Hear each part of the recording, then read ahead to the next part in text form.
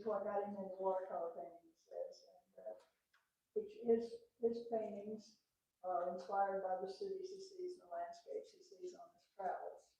And last spring, one of his Venice scenes took first place in the National Watercolor Society local show they had.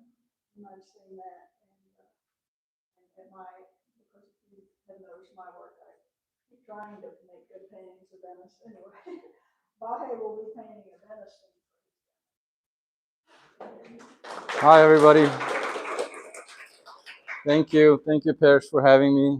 I'm Vahe. Nice to see everybody, and thank you for coming in today. So I have a few of my paintings here, and I also have a live that I do 3 times a week. I just started a month ago.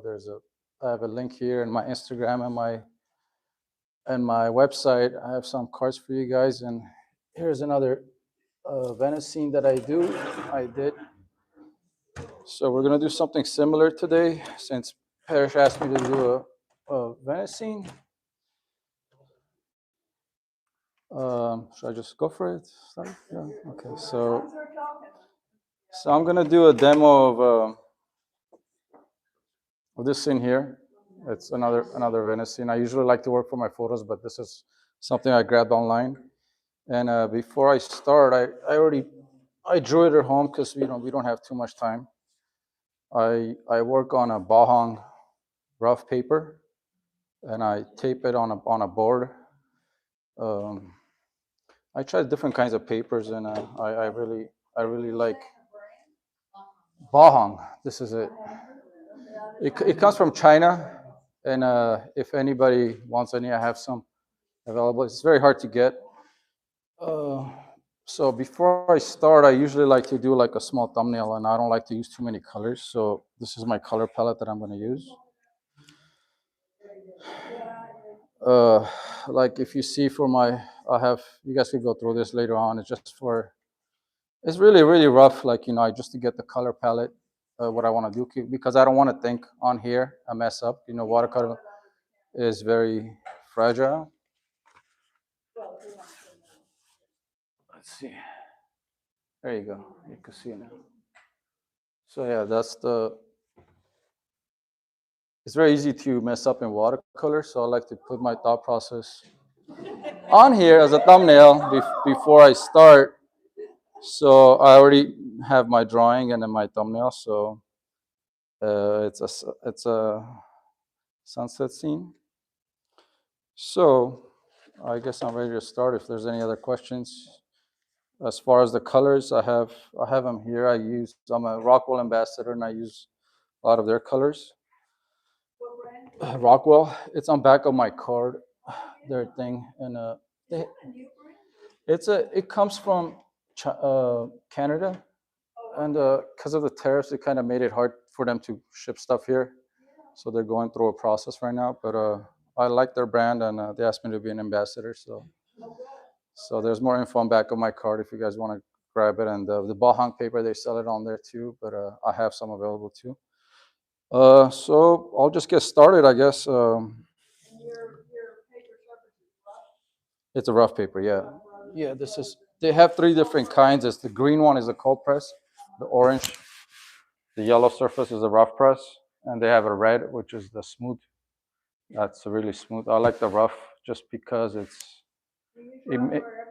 makes it look more oil painting with the roughness of the paint. For my portraits, I use the cold press, the green one.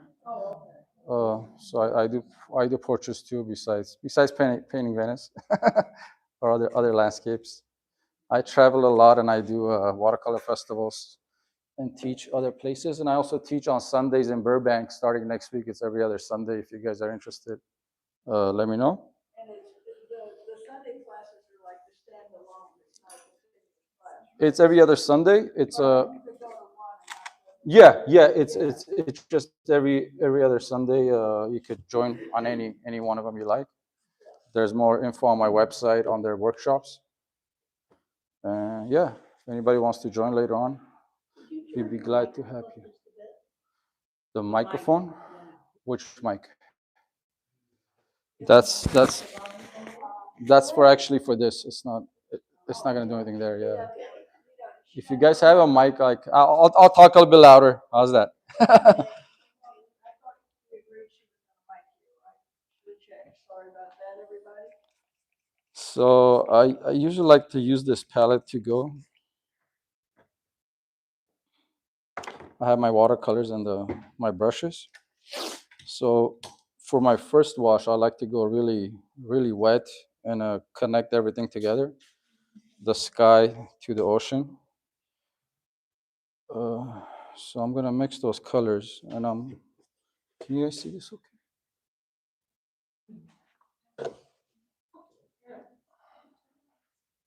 Oh, yeah.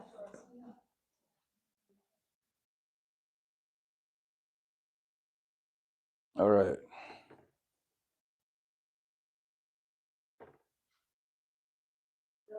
You have some white mixed with that?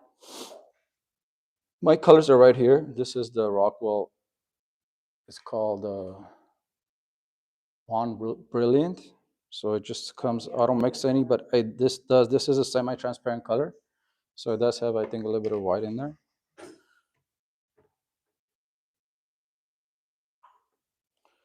So I usually like to start from the top and just do a wash all the way down, establishing my whole scene. So we're gonna do the same thing here.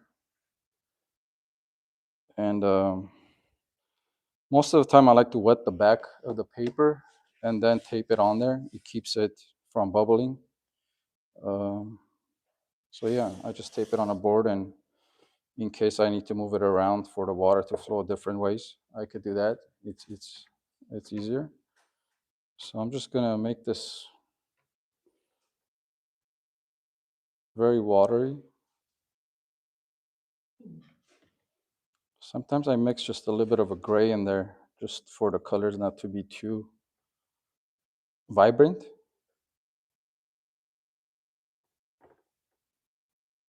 There we go. And I'm gonna start from the top.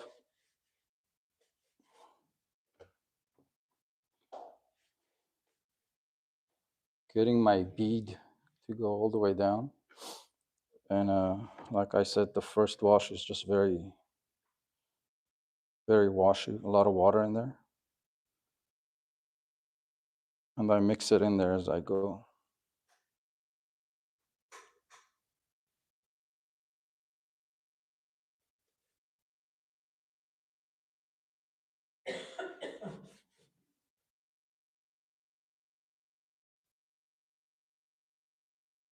If you guys have any questions, just shoot it away.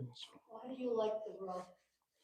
I like the rough. I'm originally a oil painter, and I got into watercolor just because I travel a lot, and it was very easy to take it around with me. And I think the rough paper mimics oils the best. And besides that, I think my washes, like my gradients, came out a little bit better on a rough surface than they do on the smooth surface. But for portraits, I use cold press, which is a little bit less rough than this one, just because with portraits you get too much texture on the face with the rough. But I use both of them. If it's a big piece, I use rough too sometimes. So I kind of lay this in. I'm gonna introduce a little bit of this bluish sky I added. I don't follow I have the reference next to me, but I don't usually follow the reference to like 100%. I try to make it better than the photograph. Yeah, so do I, but somehow. You know, so to make it better, I actually it's just I already did my thinking on here, so I know what to do and what not to do. So it's really hard to do it at just on here when you start, you know. So this really helps me to know my colors and what I want to do before I start it. So I'm just going to introduce just a little bit of this blue sky. So the paper is still wet.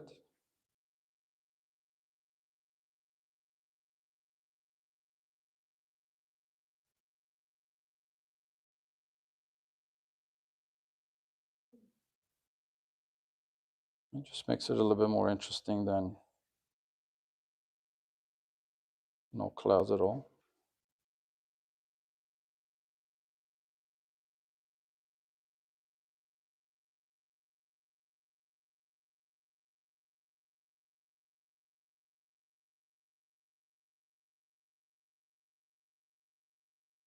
What number brush is that?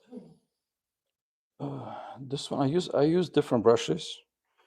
This one's an Escoda brush. I don't know if you guys use Escoda. I love Escoda brushes, and this one's a number 14, and I have a bigger one as number 18. For washes, I think they're the best. Like for the first wash, they're just really good brushes. They hold a lot of water. They hold a lot of water. Yes, that's the main reason. So I want to go a little bit orangey around the bottom, so it's still wet, so I could still.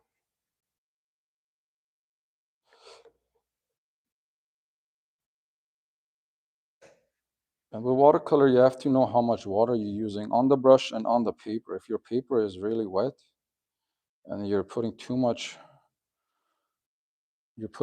water on the brush, it's just gonna mess up here. So you wanna watch out how much water you use. That's one thing. So I'm gonna take this wash all the way down and connect the ocean to our sky. And then after that, I let it dry, and then I come back with. Did you wet the paper Yeah. on the back? Did you say? I wet the paper on the back and I taped it on, but it's not. I let it dry. It's just for not to get too bubbly. Yeah, normally you prefer to have it. Normally I do it dry. Yeah.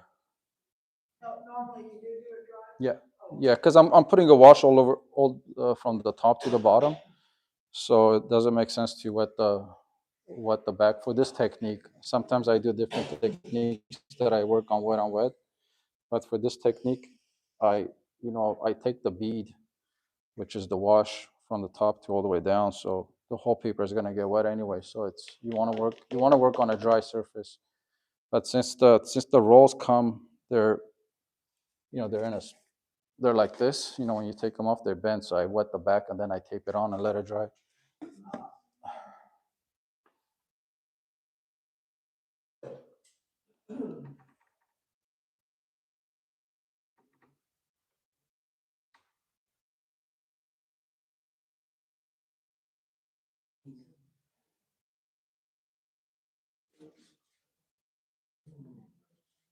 You just go left and right and then get a nice gradient.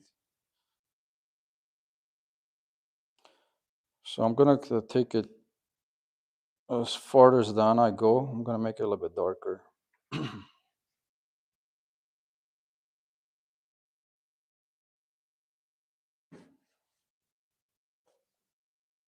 There's just a pencil drawing under that?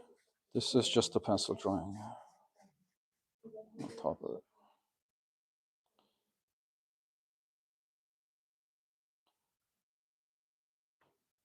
So my reasoning for going darker on the bottom, it just creates more depth, and I'm keeping my gondola and this part here like kind of in shadow. So it just creates my foreground element. Because I kind of did I don't know if you guys can see this, a small thumbnail right here. I like to work out my values here. So like the sky will be value 1, and then we have this whole building shape, which is our second value. And then the third value, I just did some of these wooden sticks that's in there in the water. And then our foreground is the boat and some of these bigger shapes here. So you gotta, in watercolor, you wanna always differentiate those 4 elements, or from background to foreground, make it really pop out more than you see in nature, or just over exaggerate, because it just works better when you over exaggerate. You're not following the reference 100%, because in reference you don't really it just gets lost. So you just gotta pop it out a little bit more. So that's what I'm gonna try to do. I'm gonna try to keep my values from light to dark, from background to foreground, with the foreground being more darker. So you can see some of these elements here where we have our ship. I'm gonna, the light is hitting here. I'm just gonna put this in just a dark shade because it's getting lost here with this one. So I'm gonna just create this as a one shape in the foreground just for it to pop more. So there's stuff like that I change around for it to work a little bit better in my composition and telling the story a little bit better. Question, Uh-huh. can we get rid of that white and orange dot? No, she can't do it. You can't, you can't. Oh. That information. Yeah, I don't see it on here. The screen is locked. She can't do full screen. Oh, I.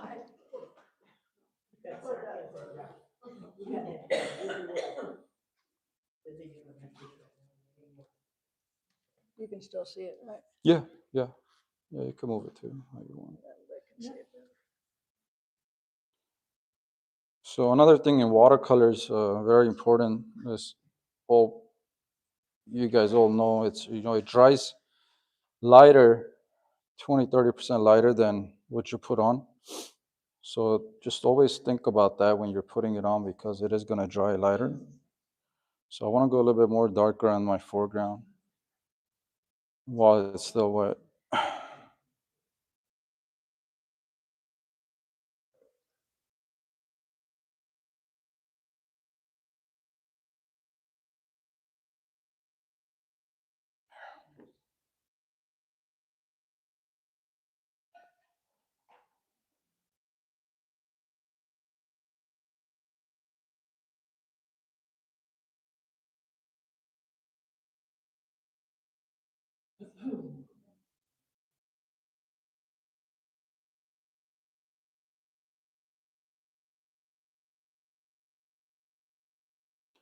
I'm going to introduce a couple of ripples in the painting while it's still wet.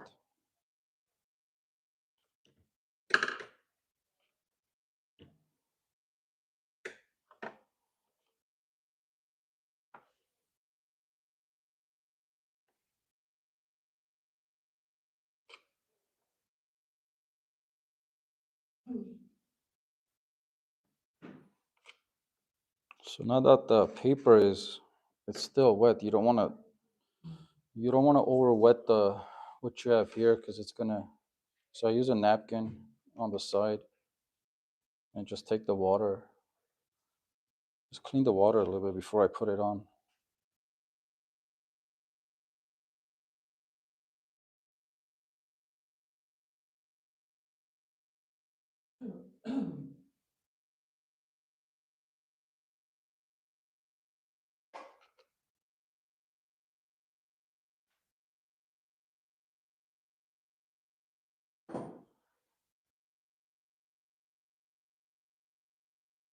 I'm gonna come back and work on the buildings after it's dry.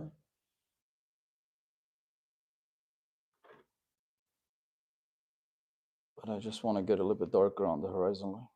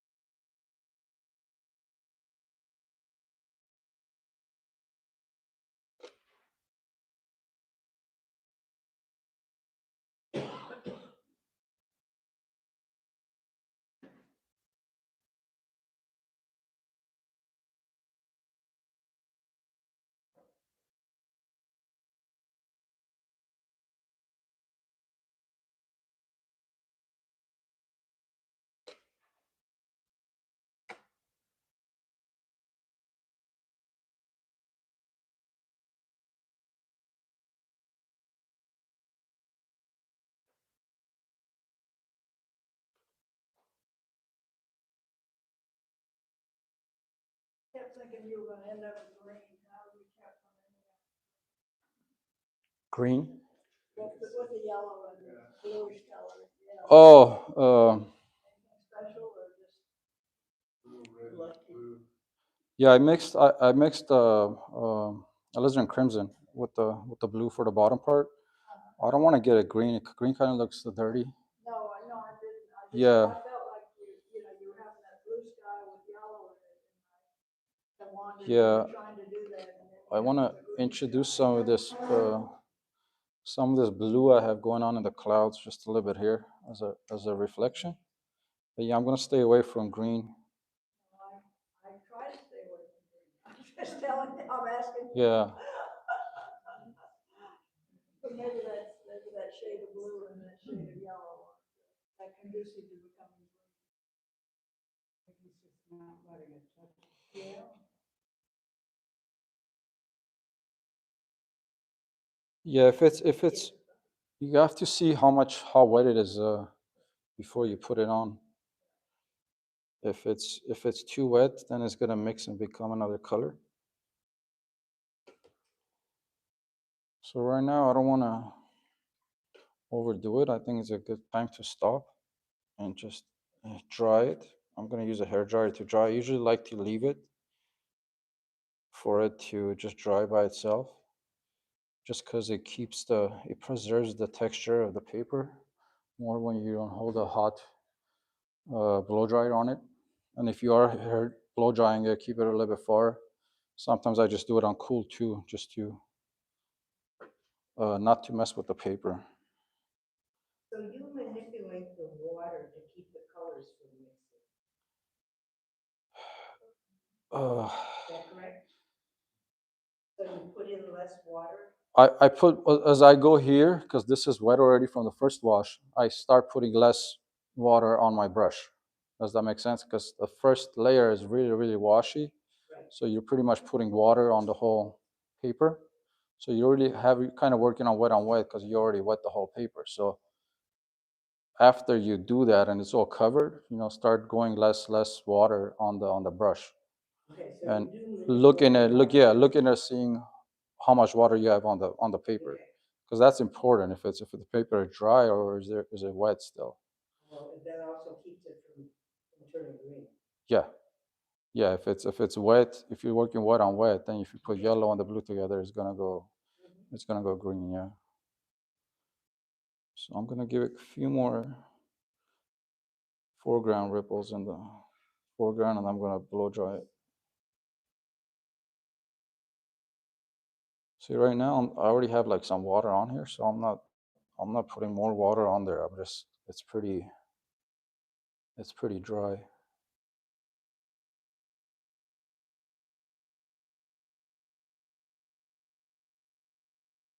And as far as the ripples go, you want to go from tiny ones coming forward to bigger ones, just to give it some sense of depth.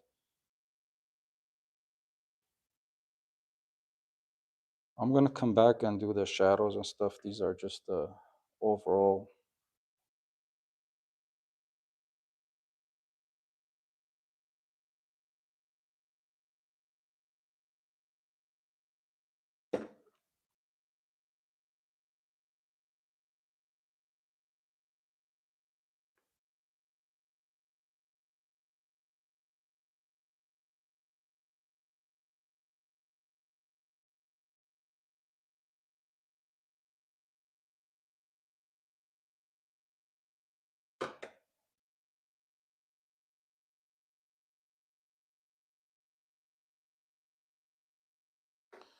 Okay, at this point I'm gonna stop and I'm gonna blow dry it.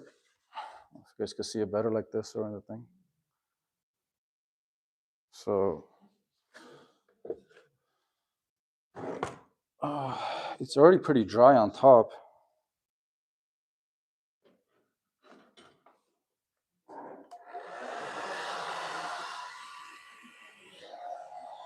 So when I dry it, I don't go like directly right under it. So just hold it a little bit farther away, like a foot away from the paper, so you don't mess with the paper texture. So you're keeping the texture, you're preserving the texture of the paper while it's drying.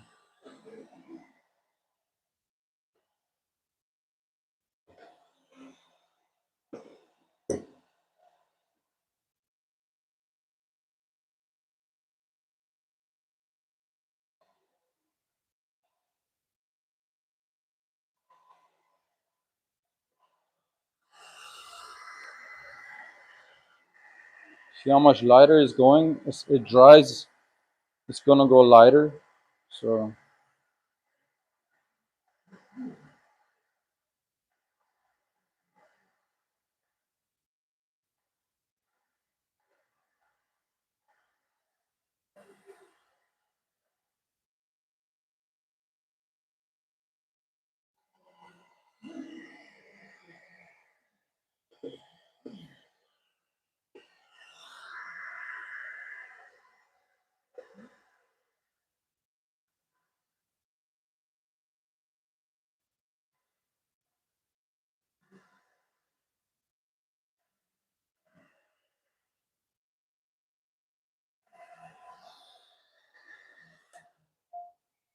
okay. I'm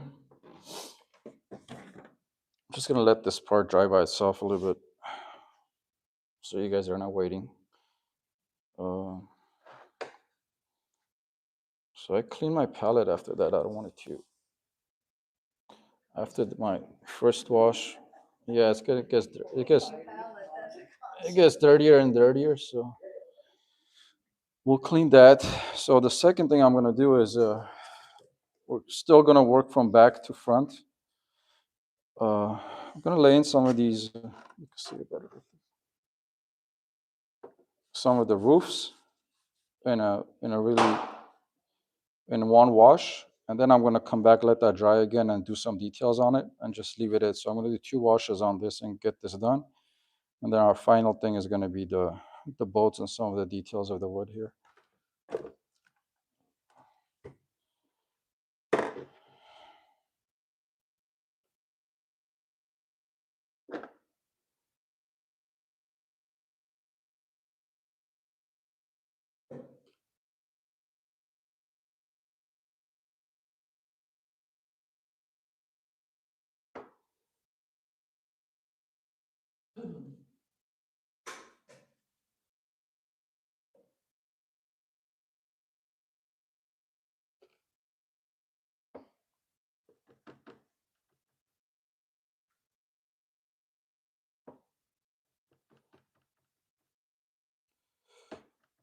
What is the light color blue you're using?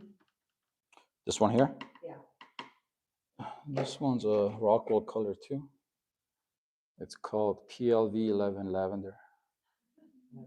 Yeah, all my colors are sitting here if you guys want to. I'm just using these here and a little bit of my gray here, just the Payne's gray.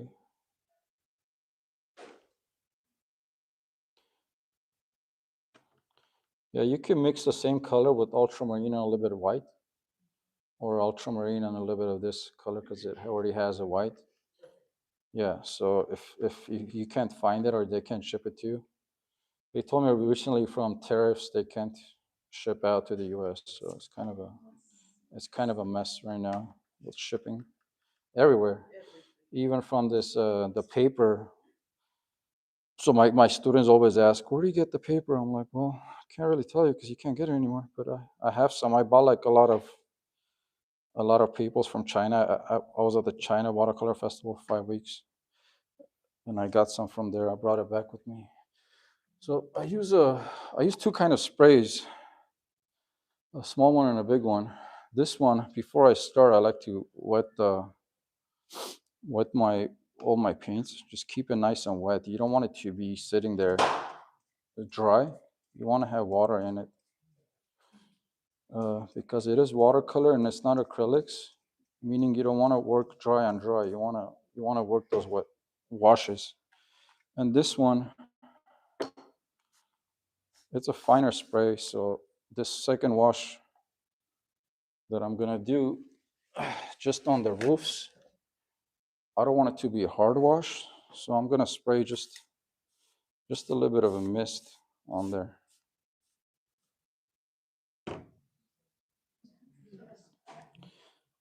before I start, and it doesn't harm anything. It doesn't sit as a hard surface when you do it. So for instance,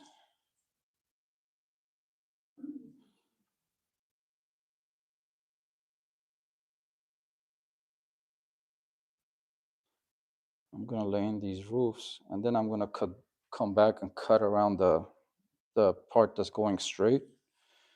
But the first thing I want to do is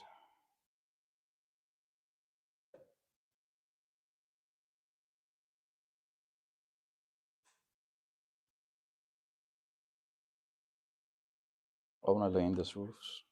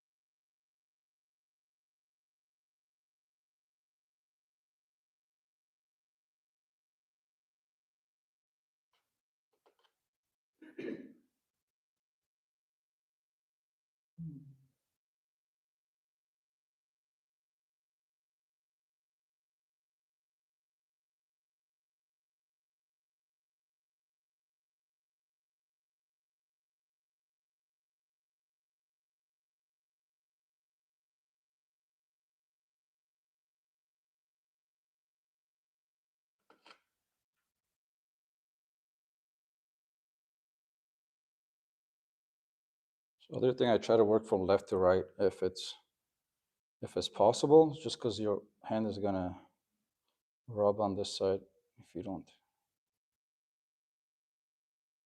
So I'm taking this down as a wash, this whole temple, because it's sitting in the background.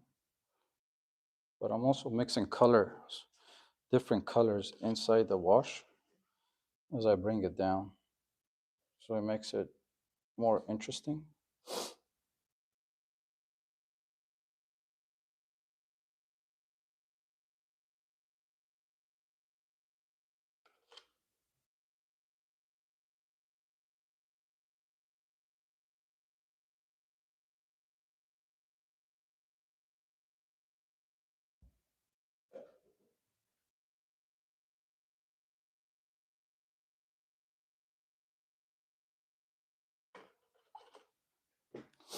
For us, the sunlight is hitting from our right side. So we want to make sure we get that across as I'm going to go down.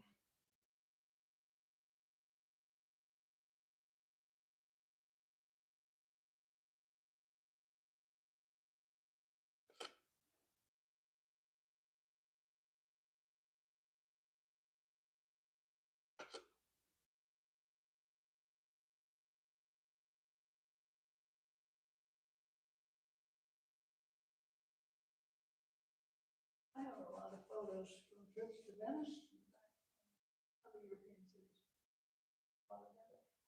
Do you have any just tips for getting the composition? For the I mean, composition, this is a wonderful composition. when I I've seen it many times. when I draw it out, like for instance, I changed some stuff in the composition. I don't know if you guys noticed it. I'm gonna border it around it with these beams on the side.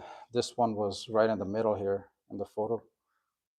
I don't know if you guys can see the photo. One thing you said was, you make your stuff in the distance lighter than it really. Yeah, so we want to go as light as we can on this part here, so it doesn't pop out. Keep that. You know, as you're doing details, don't overwork it because you want it to be in the distance. And the other thing, I took out this beam here. I moved it on this side, just so it kind of grounds the composition from right and left, and it takes it away from just directly being in the middle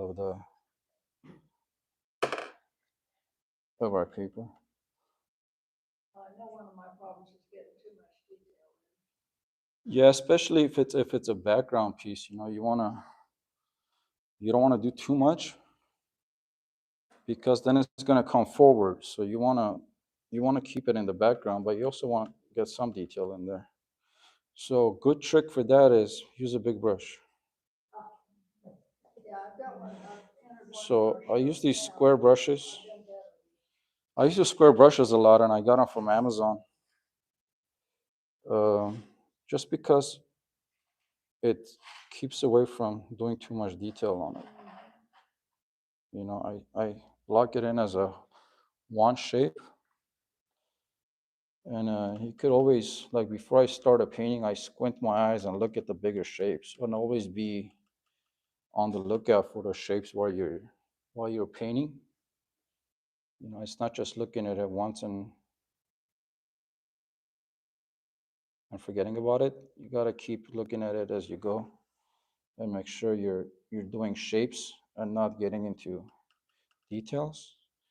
And you always mix in color here. I'm adding more color on it, different colors, and not doing too many colors. The reason I'm only using 7 to 8 colors because I want to keep the whole thing as a harmonic, I guess, as possible. Just everything going together better.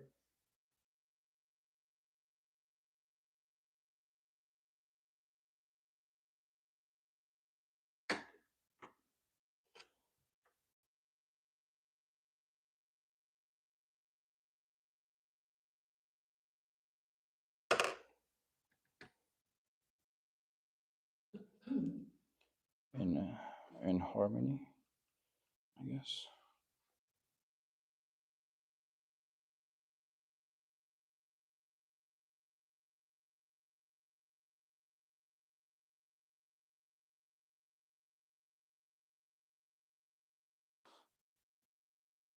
So I kind of established this as a silhouette by, like, keeping it as far as I can in the distance and not for it to come out too much. So it's very washy. I'm building it as I go. And I'm not forcing the brush. I'm kind of putting it in there and letting it flow in the direction the water is going. And on the bottom, where it's coming, it should be a little bit darker than so it could sit.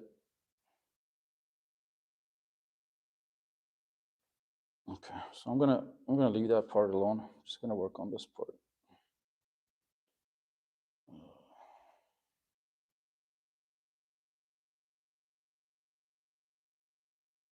And with watercolor, it's just very easy to overwork it and just keep doing it, and then it gets to be messy.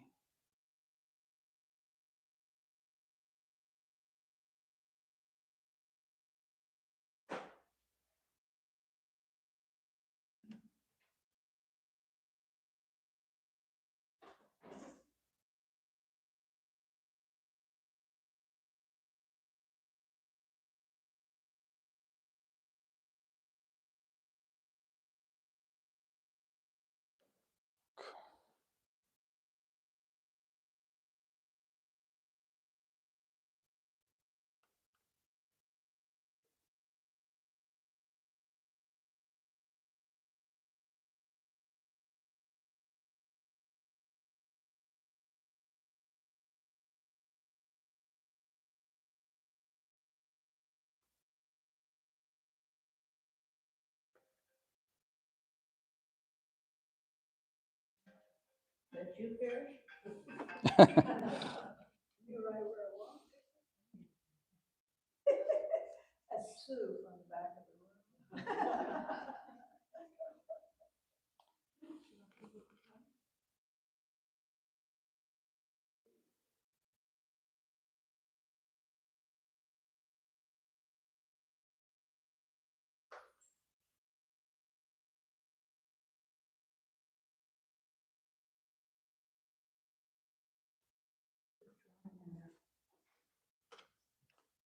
So as far as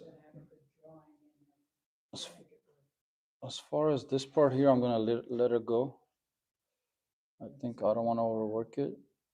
We could always come back to it and work on it when it's dry.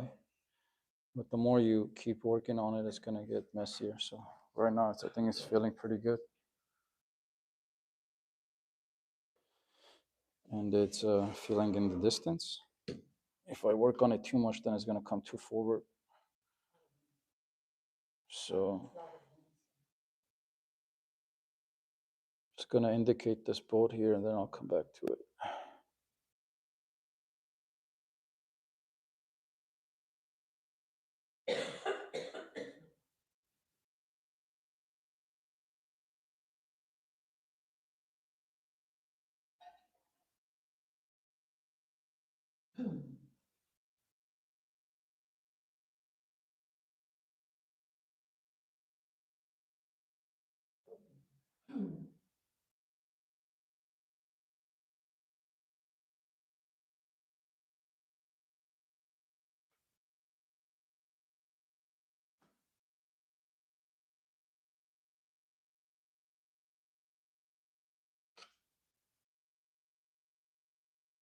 The tricky thing is if you have a photo, you have all those details way far in the distance.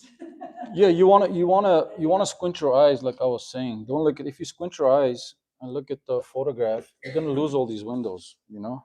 Like when you're looking at it, you're just gonna see the big shapes. So that's what I'm doing right now, just laying in those shapes. I'll come back and do a few windows and stuff, but I don't want to overwork it. Sometimes I do those details after I do the foreground, just because I don't want to overwork it. If I overwork it, then it's gonna compete with the foreground. So right now, it's just a good time to just let it go and just let it dry. See what you need later. Yeah, and then I'll see what I need later on. Yeah, with watercolor, you have to be patient. Oh, no, yeah, I can mean to fall into old bad habits.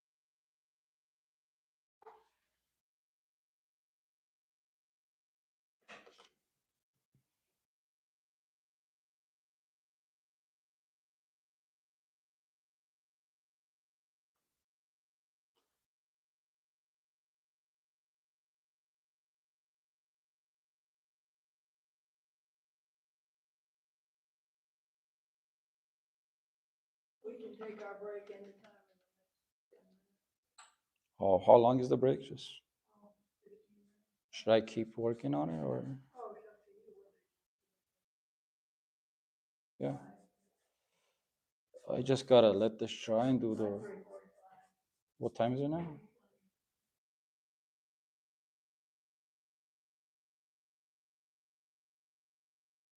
Yeah, so it's just dry, so I'm just doing some detail, a few more ripples. Oh, it's dry, and then I'm gonna blow dry this. I'm gonna let this. I'm just doing a few more ripples in the water, and then I'm gonna let it dry. I'll use a hair dryer to dry it up, and then I'll come back with the foreground. So if you guys want to take a break. Yeah,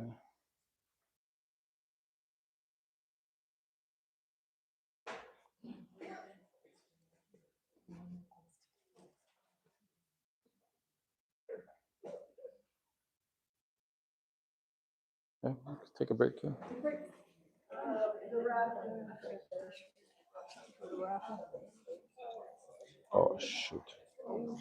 Just give this one. This one. Huh? You want to give this one, or Okay. I totally forgot. You don't want to do this one. No, you want any of these? How about this one? Huh? Okay. It's up to you. I mean, what do you guys usually rough? Something bigger, but you know. Oh, you do? That is what it is. Sure.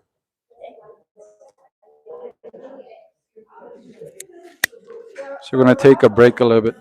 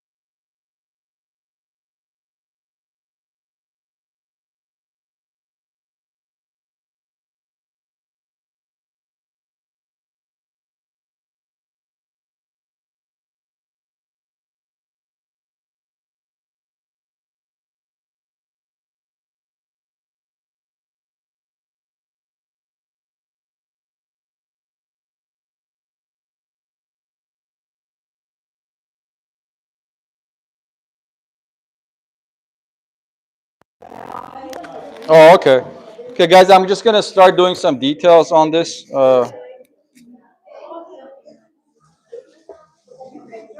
So I let it dry. I let it dry, and then I'm just gonna come back and just do some detail on the buildings here before I move on to the foreground. So just gonna start from the left to right.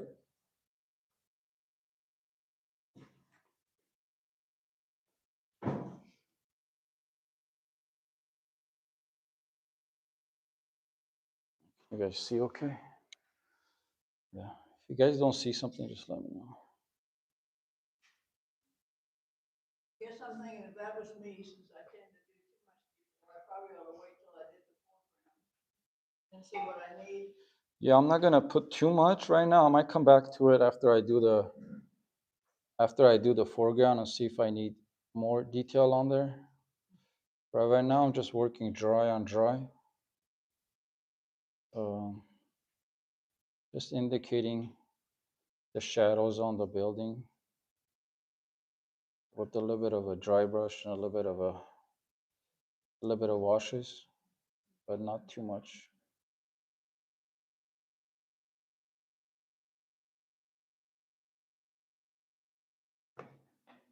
Have a choice. I think somebody got to the thermostat set higher than the room temperature. That's why I assumed it did.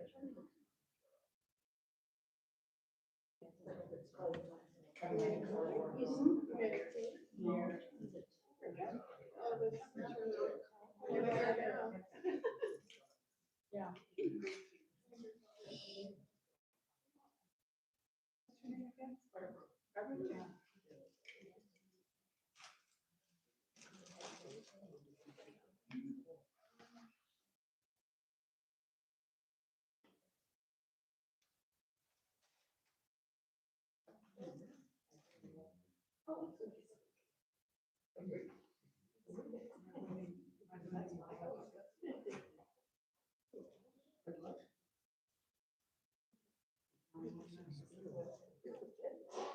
I said, this looks good.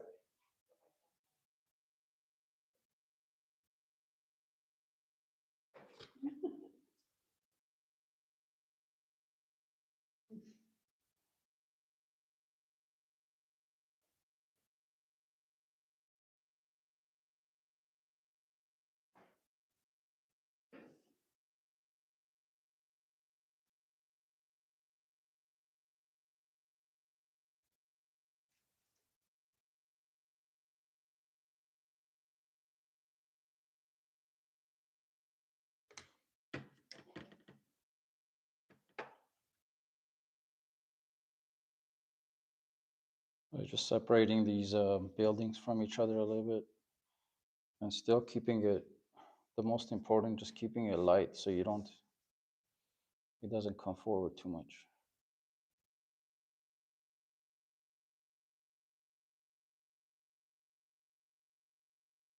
Well, if we were there looking at the scene, we'd have the boat would be all in focus and all that stuff would be faded out like that or not in focus at all. But if we took a photo of it with our fine iPhone, Yeah. we'd have all the detail on everything.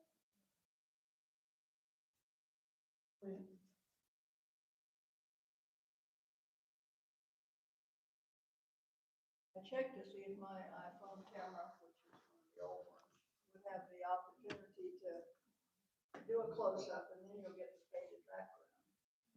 And some of the newer ones will do that, but not mine. If you put it on portrait, it will. I'll try that. Yeah, Parrish, you have to stand a bit away from it, but if you put it on portrait, Oh, the background will all be. Oh, that's it. I do have the portrait feature. That's good. Yeah, welcome. Okay, I'm gonna get through our, reception before I upgrade my computer, but in fact, my computer operating system is so old that Chase Bank just shut me off before logging in. And the reason my computer operating system is so old is because I have Photoshop and stuff that I bought, and now you have to rent, anyway. Boy, and of course, you hate to change software. I gotta upgrade everything. So I'm gonna get through at least through the reception. So I don't have to go down and use somebody else's computer, because I'm sure it's gonna be a nightmare. Changing all my software and my operating system. Oh. I can get into Chase Bank on my phone, so I can't operate. I can't pay my bill. Planned obsolescence. Oh, no, I'm not to get into the well. Gosh, my phone was no that it was.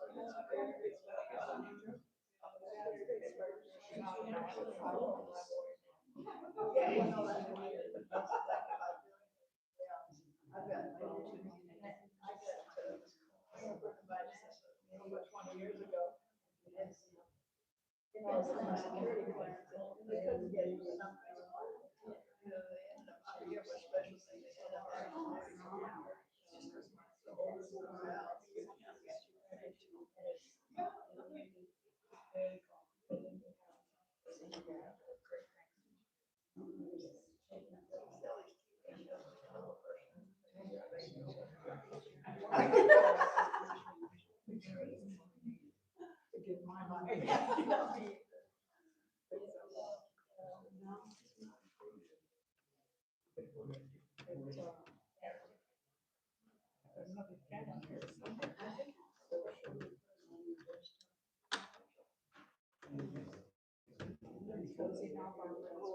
So much better than each year.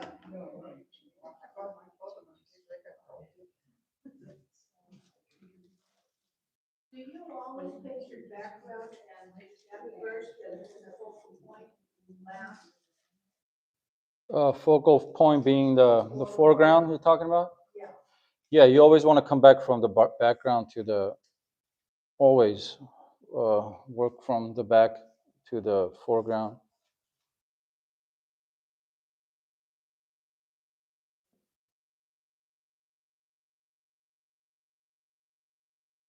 So I'm kind of gonna, so I did some detail just separating the buildings here a little bit. By building it like really slowly with some washes and with water. Let's see how that looks. Yeah, I'll show you guys. That was great. So it still goes back now that when I put my dark shapes on top of it, it's gonna go back even more. So Hopefully your back isn't hurting. sorry. Hopefully your back isn't hurting. Yeah, a little bit. It is a little bit, yeah. You know what, that table could have been raised. It could have been raised. Should have been raised. Shoulda, coulda. Okay, so this part is kind of fun when I do these. So I'm gonna start with the darkest ones, and then I want to keep these, the one in the middle, different value. You know, you don't want to go too dark in the middle of the wooden sticks that are sticking out of the water. So I'll do these a little bit darker, and then this one mid-range, and then these are a little lighter, so it gives it sense of distance. And then our boat will be like one, or the last thing that I'm gonna do, just one big shape of dark. So I have a couple of ways I could do this. I like to dry brush those things. I also like to use side of the brush. Sometimes it's kind of fun to do. So you're using it pretty. Are you talking about toast? Yeah, I'm talking about the posts. I got this from Amazon. It's just you could find if you look up square watercolor brushes.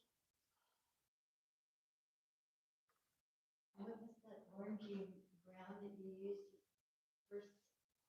Orange or brown. This one is burnt sienna. Yeah. This green thing? Yeah, it's right here. Burnt sienna. Yeah. Yeah, I mixed some burnt sienna with some ultramarine to get a little bit darker, and I add a little bit of for the redness, alizarin crimson. So I changed from the composition of this, I changed where the sticks are, so it's a little bit more getting rid of the middle one and just putting it on the side. So what you want to do is just make sure the water is off, so it's a little bit dry brushy.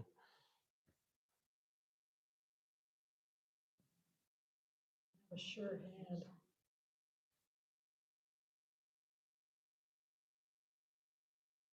I mean, it's just kind of fun to do it this way, or another technique I use is just dry brush it from the top down.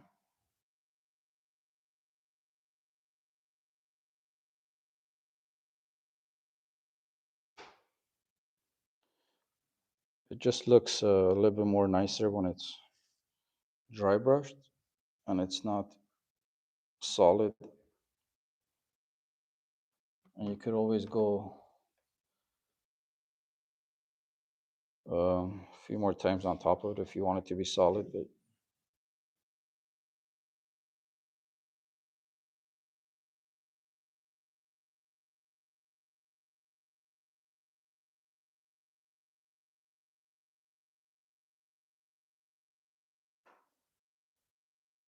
so when I'm doing the second ones, it's a little bit farther away, so just make sure you lighten that up a little bit.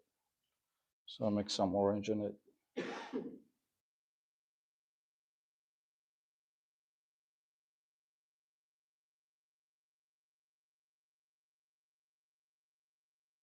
You can do my surgery anytime.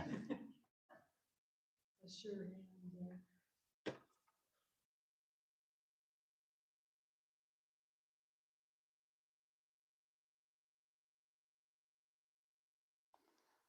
I think you could do a workshop where you included part of it like you before on the workshop, looking at our photo that we wanted to paint and telling us what to change about it. Of course, yeah. If everybody's painting the same thing or everybody's painting a different thing. No, bringing their own favorite. Yeah. I was Yeah. trying to think of What I would do is something that would be, I would something we hadn't had before that. if we're doing a class like that where everybody's painting their own thing, I would suggest for the whole class to do a value study first before they start, so it's not a big mess.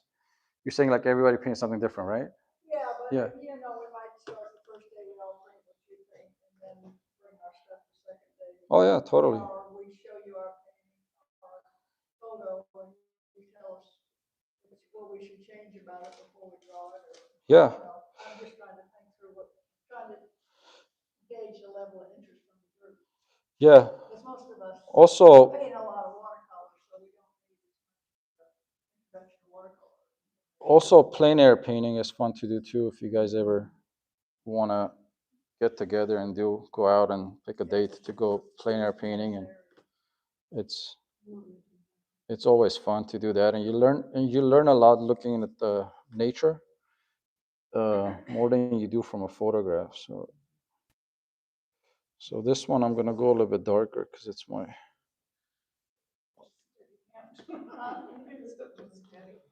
Yeah. No, I try, I was doing it base the other day, supposed to be good. I said, oh, I can do that. Well, I just screwed it up. What is cool to make it round, copy along.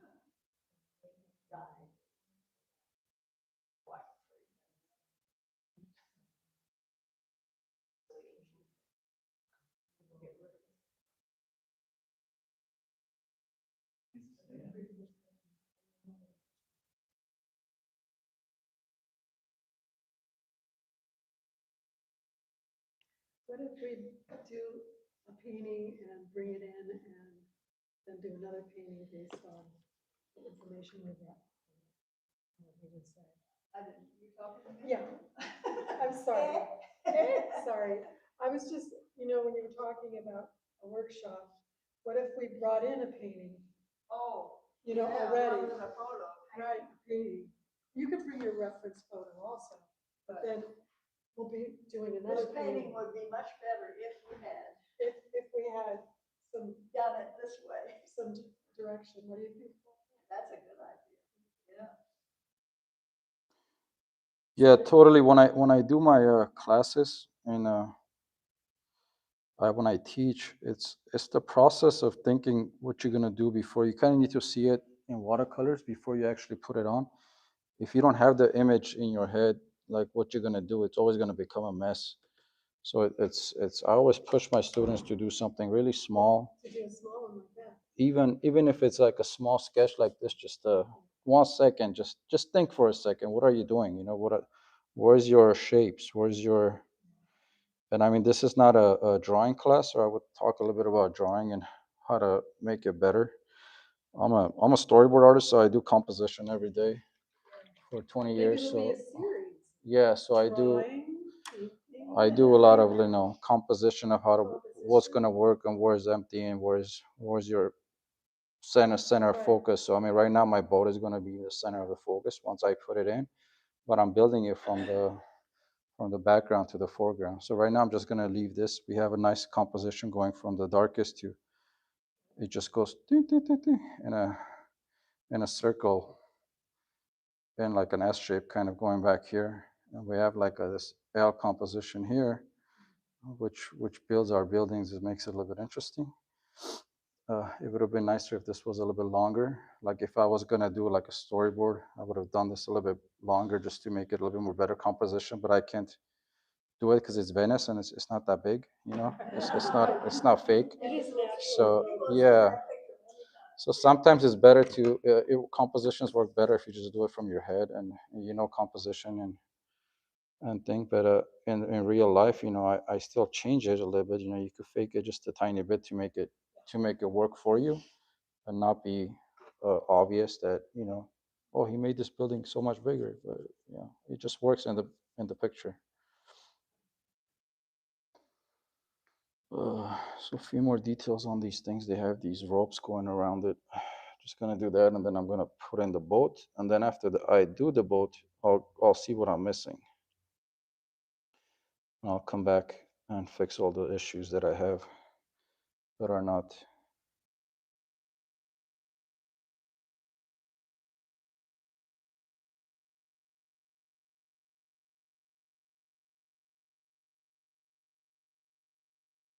Okay. So I'm just gonna so slowly I'm building distance from foreground to going to background. So right now I'm gonna just build the boat, and the boat is gonna be one shape with the shadow coming down at it. I'm gonna lose the light that's hitting here just for it to come more to the foreground. I'm just gonna have it just one shape coming to our foreground. So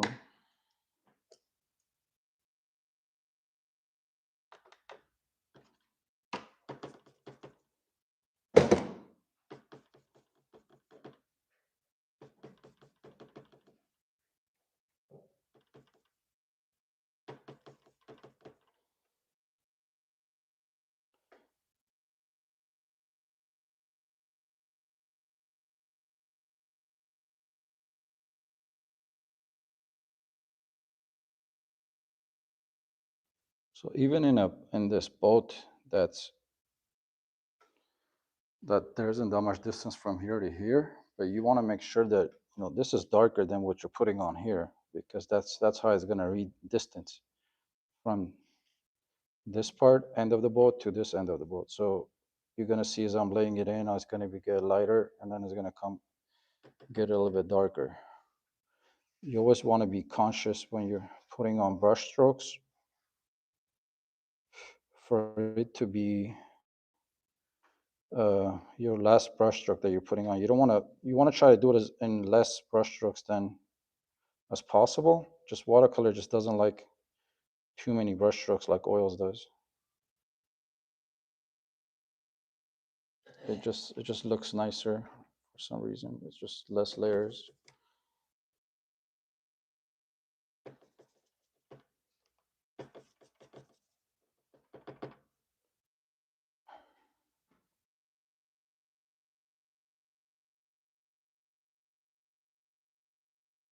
And as far as picking a brush, you guys probably see me changing brushes. I'm not particular on any brand. I just use the brush towards what I want to do. I use a square brush where I think a square brush will look nicer. And I use a round brush, for my washes, like the Escoda brushes.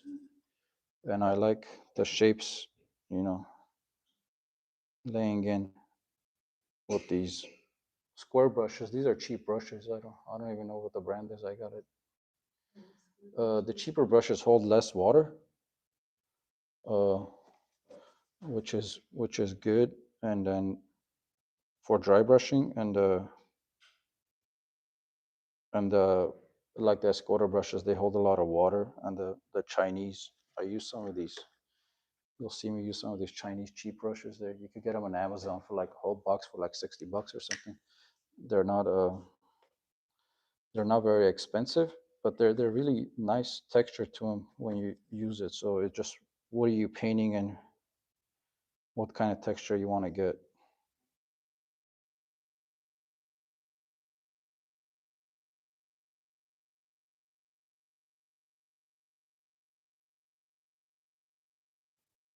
Almost done, guys. So how much more time do I have?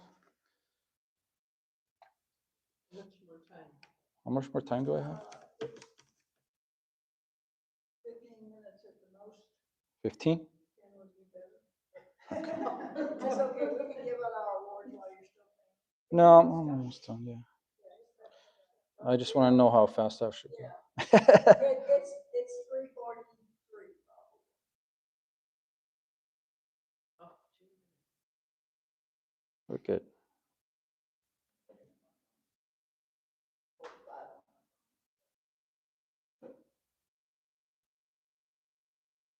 Somebody's throwing a shot at you. And it's a watercolor likes like leaving some of the underneath layer, so don't always cover it. Just leave some of it on there. Say that again. Watercolor likes it when you leave the bottom layer in there in the picture. So when you're doing it, don't always cover the whole thing as a one shape. Leave some of it coming out. Like I leave some of these, the yellow on the bottom. I don't know if you guys can see it. Like it just looks nicer than if it's all covered. You know?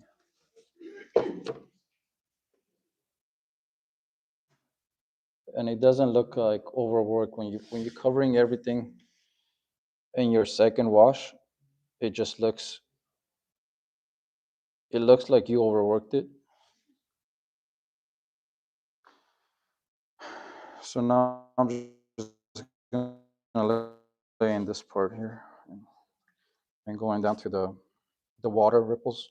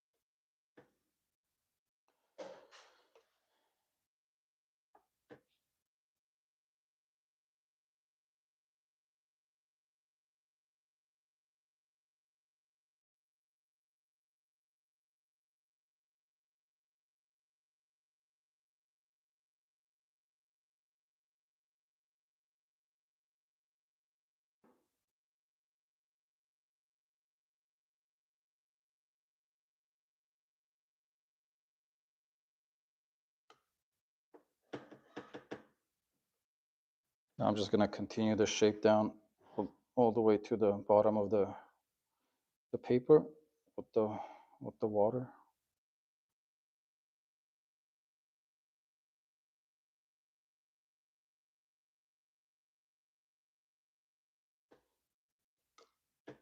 Like I was saying before, just keep some of the first layer in there.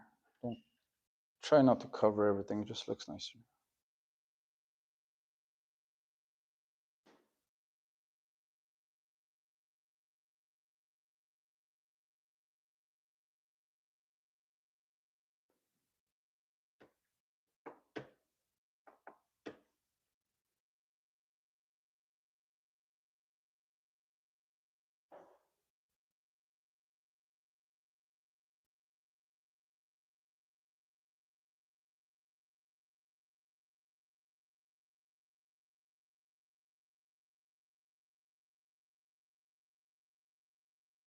Okay.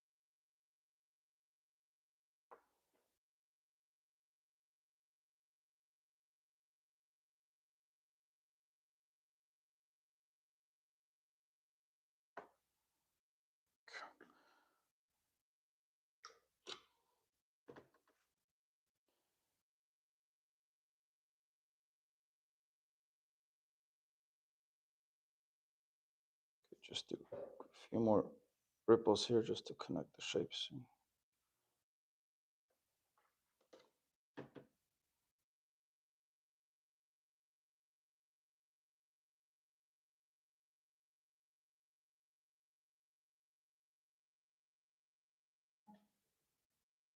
Especially nobody wants the air. From what I'm hearing.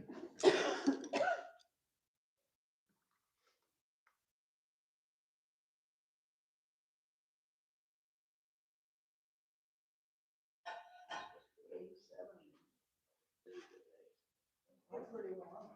87. That was a forecast. Out here, this is real close to one. It was 87 on the way here today. What? Yeah. It was 87 on the way here. 87? No, no, but so the air conditioner. It's in Torrance right now. Right here.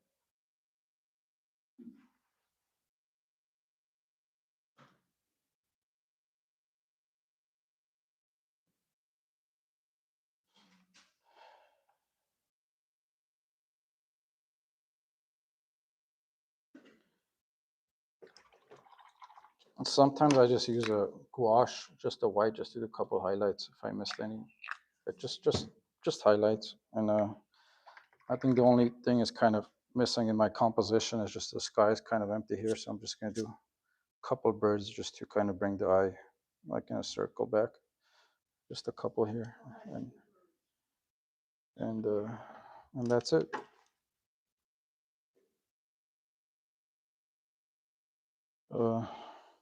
So for the birds, I usually dry brush it, but I try to mix the whatever the sky color I have because you don't want it popping too much. But it also looks nice for as a dry brush.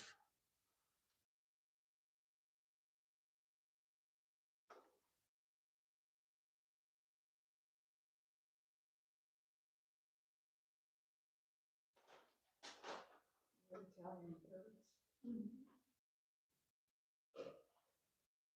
Yeah, now I could just look at the details in the back if I want to add a few more. So it's not overpowering the foreground.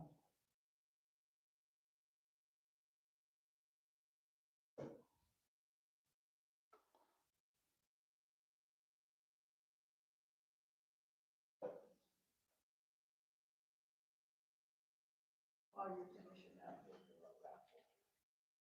Yeah.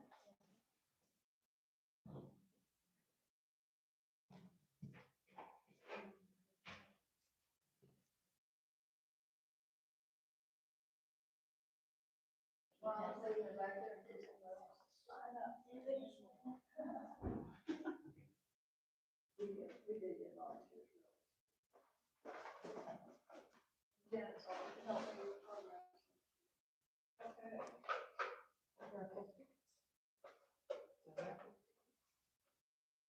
And then there's our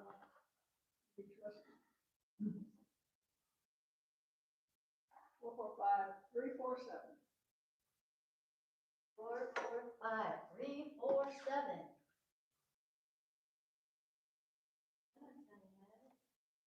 No one left, did they? Oh, I got it.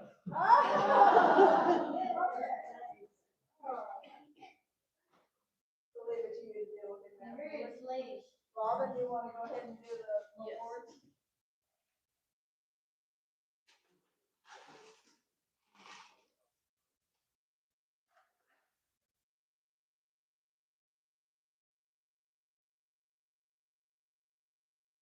Okay. So, third place for Fantasy Flora, Barbara Golden. Congratulations, one of our new members. Thank you. Second place for View to the Sea, Jan Bach.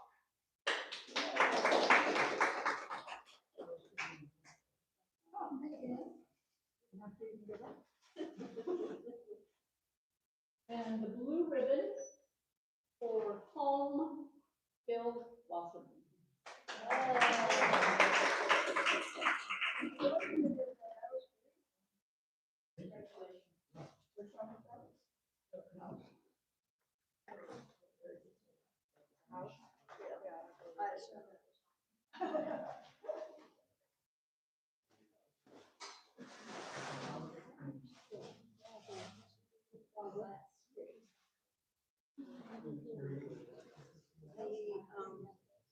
Called Fantasy Flora, it was the first one on the left, it's, as you came in the door, it had, an acrylic ground, dry brush and burgundy, and then I had, floral arrangement in the front and then the drapes. I'm glad to see you do that because I get out the white acrylic in my ocean foam often. Yeah, I use gouache just a little bit, Yeah, yeah. but I guess I could stop. I don't want to. I think we're out of time, right? Yeah. But then you go ahead and do what needs to be done. Hey, he's using white gouache to put in some highlight. I guess I find that the white gouache kind of soaks in too much. I'm desperate for white.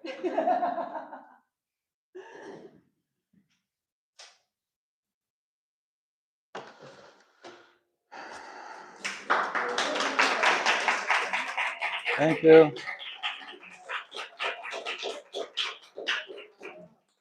Thank you, guys. Thank you. That's it. Did you talk with Belinda all about the workshop? No. Okay. You